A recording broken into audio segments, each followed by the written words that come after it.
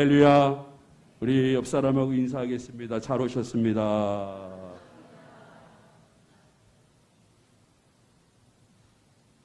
찬양 잘 하셨어요. 찬양 잘 하신 우리 연합 찬양단 감사합니다. 모든 영광 하나님 앞에 영광의 박수 올려드리도록 하겠습니다. 자, 오늘은 연합 찬양단 헌신예배를 통해서 호흡이 다하는 날까지라는 제목으로 말씀을 나누고자 합니다. 여러분들 따라해 보시기 바랍니다. 호흡이 다하는 날까지, 호흡이 다하는 날까지 여호와를 찬양하라 라고 오늘 말씀을 나누도록 하겠습니다. 제가 청년 때 그런 얘기를 제가 한번 했었어요. 청년 때 교회에 막 다툼이 있었습니다. 어떤 다툼이 있었습니까? 교회에다 악기를 설치해야 된다는 장로님 파 계셨고, 안 된다. 교회는 피아노하고 오르간 외에는 어떤 악기도 들어올 수 없다라고 장로님들끼리 서로 싸우는 모습을 제가 보았어요. 제가 모교회는 장로님들이 한 18명 정도 되는 거기 때문에 막 싸움을 때도 막 무섭게 싸움을 했어요. 그런데 결국 악기가 못 들어왔어요. 악기가 못 들어왔는데 제가 이제 사역을 나가고 성남시 연합 찬양단을 교회 여러 교회로 해서 찬양단을 만들어서 거기서 이제 제 교회에서 한번 초대를 했습니다. 초대를 해서 막 악기 세팅 다 해놓고 스피커 다 해놓고 막 한 20명, 30명, 오늘 여기 선대 너무 잘하시잖아요.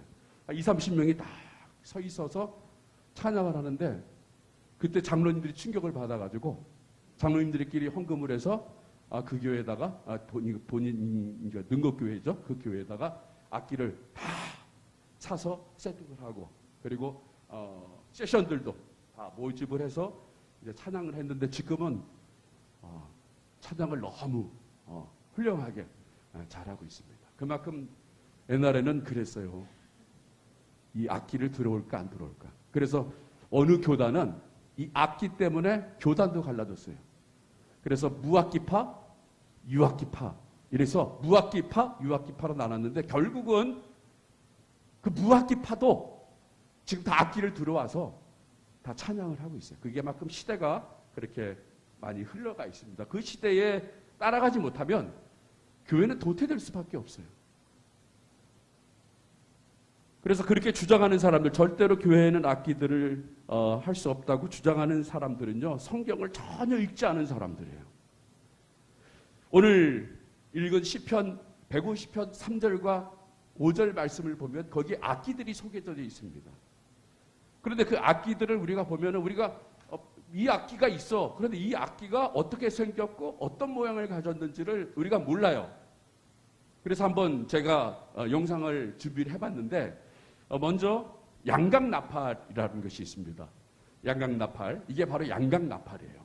이거를 부는 거예요. 그런데 부는 소리가 어떤 소리인지 한번 들려주시길 바랍니다.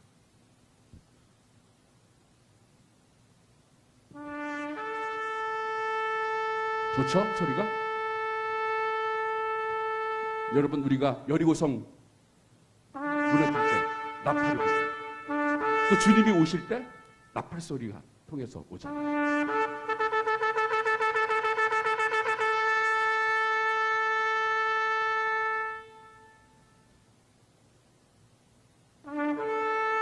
마지막으로 길게 하는 건 왕이 오신다는 뜻입니다. 나중에 예수님 오실 때 길게 나팔 소리가 들린다는 것입니다. 자, 이게 바로 양강나팔이에요. 양강나팔이고 양강나팔 소리입니다.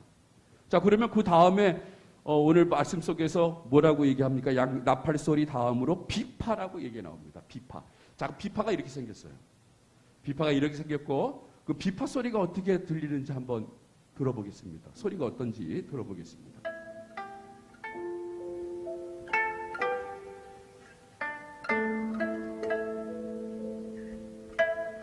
소리 좋죠? 여러분 이제 나중에 한번 잘 생각을 해보세요. 나팔 소리, 비파 소리를 한번 생각해보고 제가 악기를 소개할 때 머릿속에 연상을 한번 해보시기 바랍니다. 자, 여기까지만 하고요. 그 다음에 뭐가 나오냐면 그 다음에 수금이 나와요. 근데 여러분 수금을 우리가 하프 라고 했잖아요. 그런 소리가 좋은 게 아니라 소리가 약간 좀 단조로워요. 그 소리가. 그래서 그 당시에 다윗 때 불렀던 그 수금, 다윗가 쳤던 그 수금의 소리가 어떤지 이렇게 생겼어요. 근데 수금의 소리를 한번 들어보도록 하겠습니다.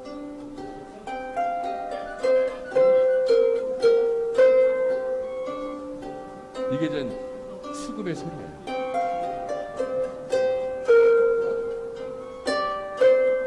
자, 여기까지요. 그 다음에 이제 네 번째는 뭐가 나오냐면 이제 소고가 나와요. 춤추며 소고 치며 찬송할지어다 그러잖아요.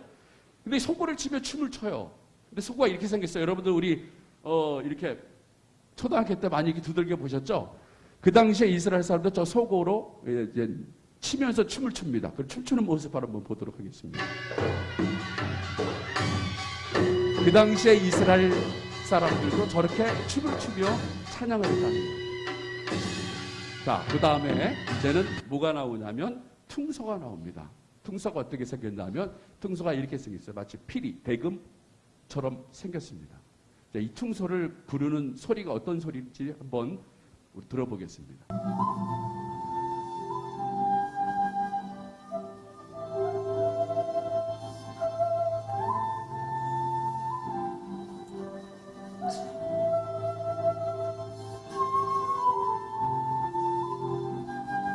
잘 들으셨죠? 자, 여기까지 보고요. 이제 마지막으로 소리가 나는 마지막으로 악기를 소개했는데 바로 재금이라는 게 있어요. 재금이 어떻게 생기냐면 여러분 이게 재금이에요. 우리가 생각할 때 이제 심벌주 이게서 높은 음이 나는 재금이라 그래. 소리 높은 재금이다 이렇게 말씀하고 있잖아요. 그래서 소리가 깡 치면 소리가 커요. 그래서 소리를 한번 들어보는데 찾아봤더니 없더라고요. 근데 한 가지가 있더라고요. 저기 아메리카 미국 국가 중에 거기에 짤막하게 이 치는 소리가 들리더라고요. 한번 보겠습니다. 이 소리 들리죠? 짱.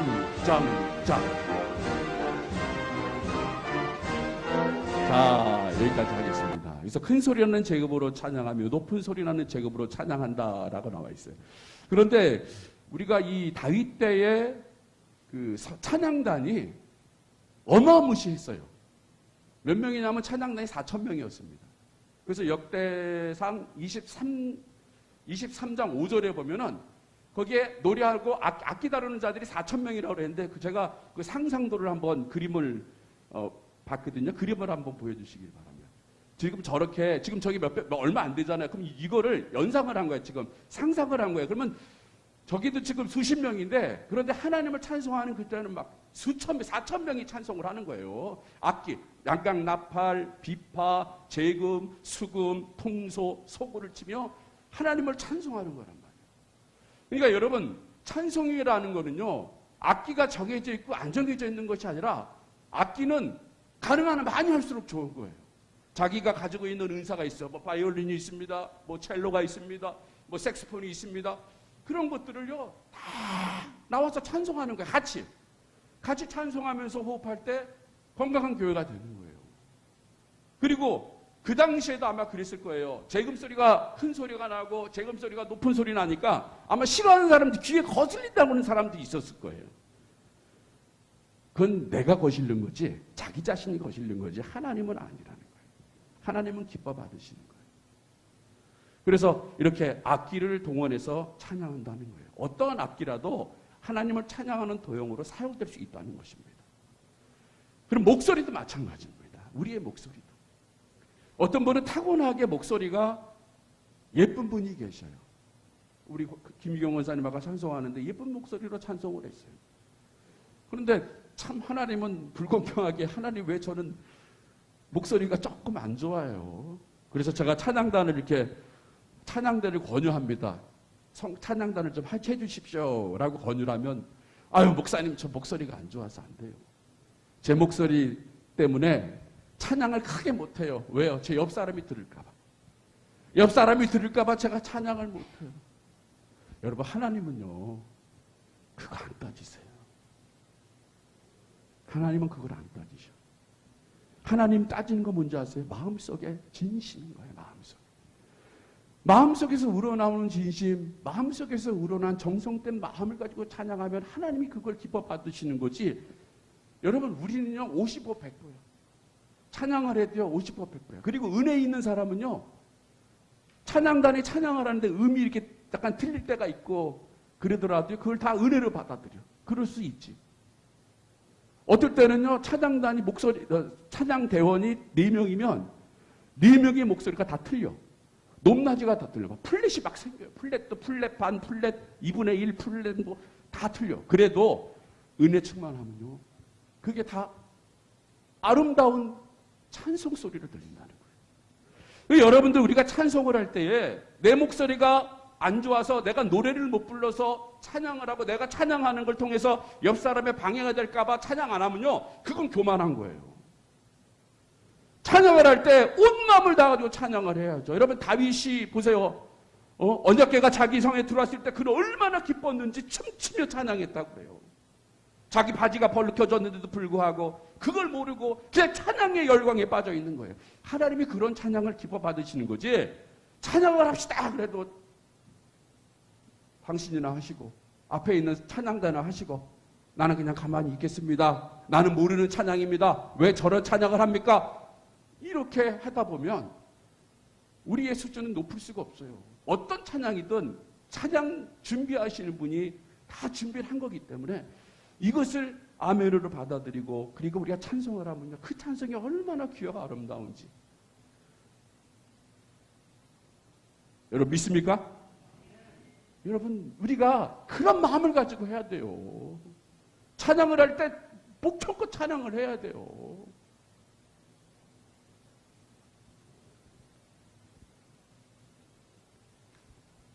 그래서 우리 사랑하는 성도 여러분이 정말 하나님만 찬양할 수 있는 그런 합당한 사람이 되기를 간절히 소원하고요. 우리 한번 1절 말씀을 다시 한번 봉독해 보도록 하겠습니다. 우리 1절입니다. 봉독합니다. 시작. 할렐루야. 그 성소에서 하나님을 찬양하며 그 권능의 궁창에서 그를 찬양할지어다. 자 여기 보니까 두 군데에서 찬송을 한다 그랬어요. 성소에서 찬양을 하고 그리고 두 번째 궁창에서 그를 찬양한다라고 그랬어요. 여러분 성소에서 찬양하는 거는요 지금으로 얘기하면 성전 안에서 찬양을 하는 거예요. 성전 안에서 찬양하는 거 어떻게 자연스러워. 그런데 그 두 번째가 문제예요. 두 번째가 어디서 찬송을 하라 그랬어요? 궁창에서 찬송을 하는데 이걸 넓은적 의미로 표현해 보면 바로 사회에서 찬송을 하는 거예요. 말 그대로 삶 가운데에서. 교회 와서 1시간 내가 찬양 예배 때 찬양하는 이 모습이 어디까지 연장이 되어야 되냐면요 6일 동안 내 삶 가운데에서 내 가정 가운데에서 내 회사에서 내 사업장에서 내가 다니는 학교에서 거기서 찬양이 넘쳐나야 된다는 거예요. 이게 힘든 거야. 교회에서는 거룩하게 하나님 앞에 예배 드리지만 그러나 삶은 엉망이야.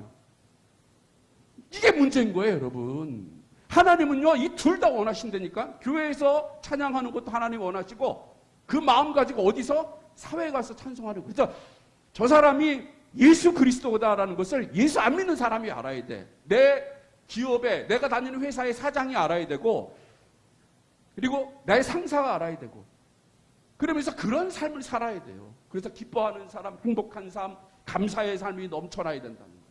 그게 바로 찬양의 삶이라는 거예요. 거룩한 척 교회에서만 찬송하고 사회에서는 엉망으로 살아버려. 그럼 하나님이 얼마나 마음 아프시겠어요. 왜 하나님은 교회 안에만 계신 하나님이 아니라 우리 삶 전체 가운데서도 함께 하시는 하나님이라니까요. 교회 안에서만 영광 받으시는 하나님이 아니라 우리의 삶 전체에서 하나님을 영광 받으실 하나님이라는 거예요. 그래서 교회에서나 그리고 궁창 바로 세상 속에서나 하나님의 이름을 찬송해야 되는 것 바로 그것이 우리들의 모습이에요. 그런데 많은 사람들은요 이거를 하기가 너무나 어려워요. 왜? 나의 이 육체적인 소욕이 내 안에 있기 때문에 찬송하는데 정말 이 마음 가지고 세상에 나가서 그때로 사는 게 이게 참 힘들지. 그러나 하나님은 그거를 바라고 원하신다는 것이에요. 그래서 교회 안에서만 거룩하게 살아가는 것이 아니라 성전 밖에서 하나님이 원하시는 삶, 하나님이 기뻐하시는 삶, 입으로만 노래하고 찬양하는 것이 아니라 마음을 다하며 우리의 정성을 다하는 마음으로 찬송할 때 하나님께서는 그 찬송을 받으신다는 거예요. 두 번째로요, 우리 2절 말씀을 한번 봉독해 보도록 하겠습니다. 2절 말씀 봉독합니다. 시작. 그의 능하신 행동을 인하여 찬양하며 그의 지극히 광대하심을 쫓아 찬양할지어다. 자, 여기 보니까 능하신 행동 그리고 그의 위대하심을 찬송한다라고 말하고 있어요. 우리의 삶 가운데요, 하나님의 능하신 일들이 일어나요. 그리고 하나님의 위대하신 일들이 일어나요. 여러분들이 병이 걸렸어요. 그런데 하나님 앞에 간절히 기도했더니 하나님 그 병을 고쳐주셨어요. 그러면 찬송이 나오죠. 여러분 자녀들이 정말 여러분들의 기도대로 잘 커. 막 삶 가운데 막 열매가 주렁주렁 나는 것 같아요. 그러면 찬송을 하지 말래도 찬송이 막 나온다니까요. 근데 문제는 언제 찬송이 안 나옵니까? 여러분이 어려움에 처했을 때. 여러분이 힘들고 어려운 위기를 만났을 때 과연 우리는 찬송할 수 있는지.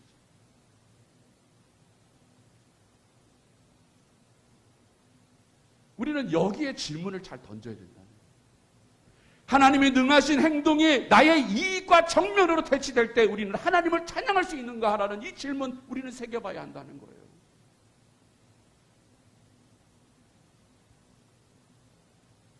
여러분 다윗을 보시길 바랍니다. 다윗이 바세바로 사건으로 인해서요 자식을 낳잖아요. 그런데 하나님께서 그 자식을 데리고 가셔요. 안 데리고 가시면 얼마나 좋았을까? 그 애가 뭔 잘못이야? 그렇죠? 어른들의 잘못인데 하나님은 그 애를 데리고 갔어. 그 자식을. 그 데리고 갔으니 다윗이 얼마나 마음이 아팠겠어요. 자식이 먼저 죽으면 어디다 묻는다 그랬어요? 가슴에 묻는다 그랬잖아요. 항상 슬퍼. 항상 걸리고. 그런데 다윗이요. 자기 이 자식을 먼저 보냈는데 과연 찬양을 했는지 안 했는지. 찬양을 했어요. 어려운 일이 있고 힘든 일이 있더라고. 자기 이익에 반하는 일들을 하고 내가 손해보는 일을 할지라도 그는 하나님 앞에 찬송을 했다는 거예요.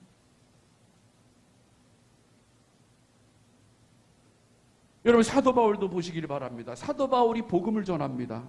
그런데 그에게 뭐가 있어요? 육체적인 가시가 있습니다. 뭐 사람들은 안질병이라도 하고 사람들은 간질병이라고 합니다. 그런데 그가 복음을 전하는데 이것이 굉장히 방해가 돼요. 복음을 전할 때 왜 네 병은 못 고치냐? 아마 사람들은 그랬을 거예요. 아무리 이적이 일어납니다. 가는 곳마다 병자가 일어납니다. 말씀을 전할 때 많은 사람들이 회개하고 예수께 돌아옵니다. 그런데 마지막으로 뭐가 문제야? 그 당사자가 문제야. 자기 거는 못 고쳐. 하나님께 그렇게 얘기할 수 있어요. 하나님 저를 고쳐주십시오. 그런데 하나님 뭐라 그럽니까? 내 은혜가 족하다 할 때 과연 우리는 거기서 찬송할 수 있냐는 거예요.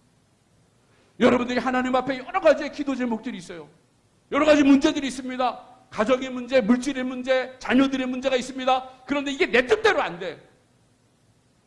하나님 제발 이거 좀 어떻게든 나 좀 꺼내주세요. 이 어려움에서 하나님 나를 좀 꺼내주세요. 이 장애물이 나를 지금 짓누르고 있습니다. 이것 때문에 내가 신앙생활하기 힘들고, 이것 때문에 교회 생활하기 힘들고, 이것 때문에 내가 사역하는 일이 힘듭니다. 하나님 꺼내주십시오 할 때 하나님 뭐라고 그래요? 야, 네 은혜가 족하다. 거기서 그냥 아멘 해라. 그럴 때 과연 우리는 거기서 찬송할 수 있는지? 과연 우리는 거기서 찬송할 수 있는지?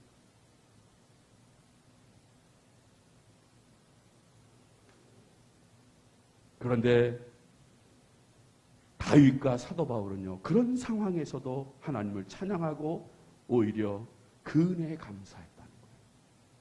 여러분, 바로 이것이 성숙된 그리스도인의 모습인 거예요. 애는요, 어린아이는 달라달라만 해요. 앉으면 울어 땡깡 부리고.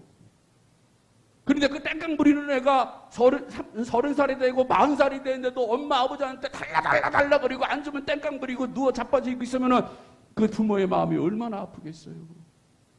그런데 자식이 크니까 부모의 마음을 알아. 부모가 기쁜 일이 무엇인가? 정말 부모의 마음을 만족시키는 게 무엇인가를 찾아서 한다니까요. 찾아서. 생각하지 못하는 일들을 해. 그러니까 너무나 감사하고 고마운 거예요. 마찬가지로 우리들도 그래요. 여러분 신앙생활 하는 게 1, 2년 하겠어요? 1, 2년 했습니까? 수십 년을 했어. 근데 수십 년 한 모습이 매일 똑같아. 어려움에 처했으면 삐져버리고, 어려움에 처했으면 교회 안 나가고, 어려움에 처했으면 원망과 시기와 불평과 불만하는 모습을 가지고 있어요. 그런데 하나님은요, 그걸 바라시는 게 아니라니까요. 하나님은 그런 수렁 가운데 내가 빠져있다 할지라도요, 거기서 찬송하길 하나님이 원하신다. 다른 사람들이 나를 인정하라더라도요, 내가 그 어려움 가운데 무릎 꿇고 하나님을 찬송하고 두 손 높여들면은 하나님이 나를 기억하셔서 나를 깊은 수렁 가운데서 꺼내주신다니까. 그런데 늘 그냥 입이 확 튀어나와. 무슨 문제가 있으면 입이 튀어나와. 제가 다 알아요, 입 튀어나온 것들. 요새 마스크 써가지고 잘 안 보이지만, 그러나 그래도 보여요. 그래도 보여. 저분 입이 얼마나 튀어나왔는지.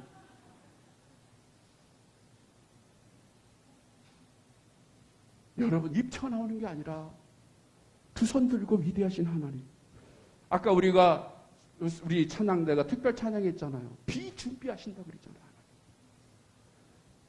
엘리야 때 그렇게 가뭄이 들었어요. 그런데 하나님은 이미 비준비하고 계셔요. 비준비하고 계셔요. 근데 그 비준비한 걸 언제 내려줍니까? 여러분이 찬양하고 여러분들이 기도할 때에 하나님은 내려주니까. 요단강을 건너갈 때도요, 어떤 일이 일어났어요? 아무것도 안 보여요. 아무것도 안 보여. 그러나 We make miracle work. 하나님은요, 큰 길을 기적적으로 만드신 하나님. 여러분 눈에는 안 보이더라도요, 내 눈에 보이지 않더라도 하나님은 일하셔요. 하나님은 역사하신다니까요. 그러게 여러분, 우리는 불평과 원망을 하는 것이 아니라 오히려 그런 상황 가운데서 하나님이 나에게 큰 은혜를 주실 것이라는 믿음의 확신을 가지고 더 하나님을 찬송하며 하나님 앞에 기도할 수 있는 저와 여러분이 되시기를 주님의 이름으로 축복합니다. 그런 믿음을 가지고 우리가 나가야죠. 바로 하나님이 원하시는 게 바로 그래요. 위대한 일을 행하실 때 그때 찬송하는 것이 아니라, 비록 내게 그 위대한 일이 아니라도, 비록 내 삶에 그런 능하신 일이 일어나지 않더라도 나는 변함없이 주님을 찬송하겠습니다. 다른 사람보다 더 목소리 크게 하나님을 찬송하겠습니다. 이런 마음을 가지고 하나님 앞에 나갈 때 하나님은 저 다 기억하시다니까요. 그리고 마지막 우리 6절 말씀을 한번 봉독해 보도록 하겠습니다. 6절입니다. 시작. 호흡이 있는 자마다 여호와를 찬양할지어다. 할렐루야. 할렐루야. 호흡이 있는 자마다. 그러니까 이 말은요, 호흡이 다 하는 날까지 찬양하라는 얘기예요. 호흡이 다 하는 날까지. 제가 참 여러분들한테 감사한 게 있어요. 왜냐하면 2년 동안에 저에게 어려운 일들이 생겼어요. 아버님이 갑자기 돌아가셨고, 그리고 어머님이 돌아가시고, 또 우리 또 장모님도 이렇게 돌아가시고, 2년 안에 저는 고아가 됐어요. 고아가 2년 안에. 그런데 참 믿어지지 않는 게 뭐냐 하면, 참 건강하셨던 분이셨어요. 참 건강하셨던 분이 돌아가셨다고 해서 가봤더니 아무 말씀을 안 하시는 거예요. 아무 말씀을 안 하셔요.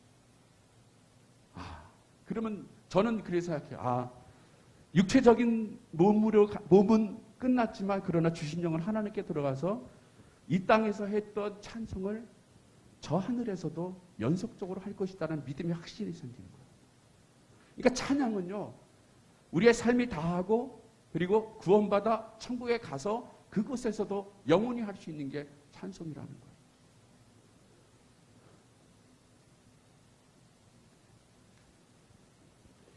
가스펠송 중에 만 가지 은혜로 찬양해라는 것이 있어요. 그리고 우리 나라에서는 어떻게 제목을 붙였냐면 바로 성축해 내 영혼이다. 그랬어요. 성축해 내 영혼. 거기 마지막 3절 가사를 보면요. 이런 가사가 나옵니다. 곧 그날에 나의 힘 다하고 나의 삶의 여정 마실 때 끝없는 찬양 나 드리리라. 수많은 세월 지나 영원히 라는 것이 있어요. 여러분, 그날에 나의 힘 다할 때까지 하나님을 찬송해야 되는 거예요. 호흡이 닿는 날까지.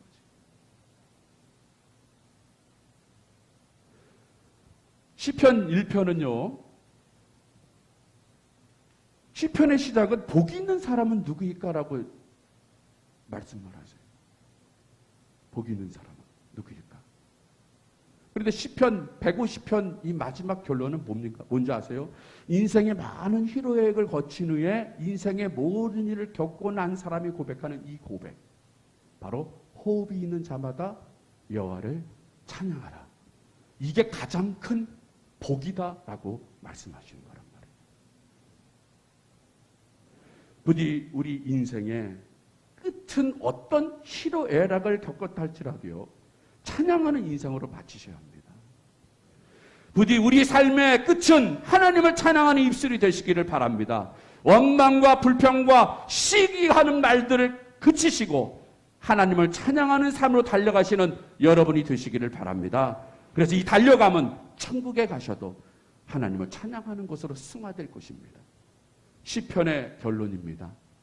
호흡이 있는 자마다 여호와를 찬송하라. 다시 말해서 내 호흡이 다하는 날까지 여호와를 찬송하라 말씀하셨습니다. 이 말씀에 순종해서 하나님을 열정적으로 하나님을 진정으로 찬송할 수 있는 저와 여러분이 되시기를 주님의 이름으로 축복합니다.